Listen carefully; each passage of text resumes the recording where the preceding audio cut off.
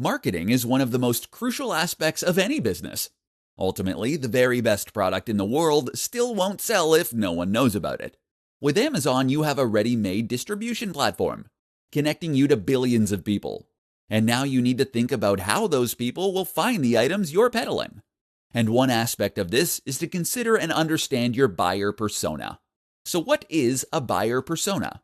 What am I talking about here? Essentially, the buyer persona is the persona of your ideal customer. This is a portrait, if you will, of the kind of person who is most perfectly suited to the products that you want to sell.